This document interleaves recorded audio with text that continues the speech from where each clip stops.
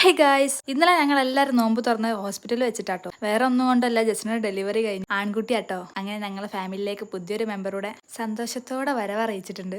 All hospital ആയതുകൊണ്ട് ഞങ്ങൾ എല്ലാവരും ഇപ്പോൾ ഹോസ്പിറ്റലാട്ടോ. അങ്ങനെ ഞാൻ ഉച്ചയ്ക്ക് വീട്ടിലൊന്ന് പോയി ഡ്രസ്സൊക്കെ മാറി വന്നതാണ്. വൈകുന്നേരം നോമ്പ് തുറക്കാനൊക്കെ ഉള്ളത് ഉമ്മന്റെ എത്താത്തന്റെ മോള് കൊണ്ടുവന്നു കിട്ടും. അതുകൊണ്ട് നമുക്ക് അതൊന്നും വാങ്ങേണ്ടി വന്നില്ല. ജസ്റ്റിനെ ഇപ്പോൾ റൂമിലേക്കൊക്കെ ആക്കിയിട്ടുണ്ട്. കാലിക്കറ്റുള്ള നാഷണൽ ഹോസ്പിറ്റൽ വെച്ചിട്ടാണ് ഓൾ ഡെലിവറി ഉണ്ടായിന്. ഇവിടുത്തെ ഡോക്ടർമാരെ പറ്റി പറയുകയാണെങ്കിൽ അടിപൊളി ഡോക്ടർമാരാട്ടോ. ഇവിടെ ഞങ്ങൾ ഡിലക്സ് റൂമാണോ ബുക്ക് ചെയ്തിനെ, പക്ഷെ റൂമൊന്നും ഞങ്ങൾക്ക് അത്ര ഓക്കെ ഒന്നും ആയില്ലേനു. അതിന് ഞങ്ങൾ കുറെ കംപ്ലൈന്റ് ഒക്കെ കൊടുത്തു, പക്ഷെ വലിയ കാര്യമൊന്നും ഉണ്ടായില്ല. പിന്നെ ലാസ്റ്റ് ടൈം ഒന്നും ചെയ്യാൻ പറ്റില്ലല്ലോ. അവിടുത്തെ ഡോക്ടേഴ്സും നഴ്സുമാരൊക്കെ നല്ലതായോണ്ടോ പിന്നെ ഞങ്ങൾ അവിടെ തന്നെ നിന്ന്. അങ്ങനെ മഗ്‌രിബായപ്പോൾ ഞങ്ങൾ ബാങ്കൊക്കെ കൊടുത്തപ്പോൾ നോമ്പൊക്കെ തുറന്നു. തരിപ്പോളയും സമൂസയും ചിക്കൻ പൊരിച്ചതും നല്ല പത്തിരിയും ബീഫ് ഫ്രൈയും തേങ്ങ അരച്ച ചിക്കൻ കറിയും ഒക്കെ ഉണ്ടായിരുന്നു കേട്ടോ. ഒരെല്ലാ ഫുഡും ആക്കി കൊണ്ട് തന്നിട്ടുണ്ട്. അതുകൊണ്ട് ഞങ്ങൾ നല്ല റാഹത്തായി നോമ്പൊക്കെ തുറന്ന്. പിന്നെ കുറച്ചു നേരം ഞാൻ അവിടെ ഇരുന്ന് ഞങ്ങളെ കുഞ്ഞുവാവത് അവിടെ ഉണ്ട് കിടക്കുന്നുണ്ട് കേട്ടോ. ഓൻ ഉറങ്ങുമ്പോഴാണ് നമുക്ക് കുറച്ച് റെസ്റ്റ് എടുക്കുന്ന സമയം. അപ്പോഴാണ് ഷന്നിക്കാൻ മാലും താഴെ വന്ന് ഓലെ ഫോൺ അവിടെ വെച്ച് മറന്നുപോയി എന്ന് പറഞ്ഞിട്ട് വിളിച്ചിന്. അങ്ങനെ ഫോൺ കൊണ്ടു കൊടുക്കാൻ വേണ്ടിയിട്ട് ഞാൻ പോയിട്ടോ. പിന്നെ ഇവിടുത്തെ ഈ ഒരു ലിഫ്റ്റിൽ ഒരു ദിവസം ഞാൻ ഒരു 10-20 പ്രാവശ്യം കയറി ഇറങ്ങി കളിക്കിട്ടോ, ഓരോ ആവശ്യത്തിന് വേണ്ടി. അങ്ങനെ അവർക്ക് ആ ഫോണൊക്കെ കൊണ്ടു കൊടുത്ത് തിരിച്ചു വന്ന് ഞങ്ങൾ ഫുഡ് കഴിക്കായിരുന്നു.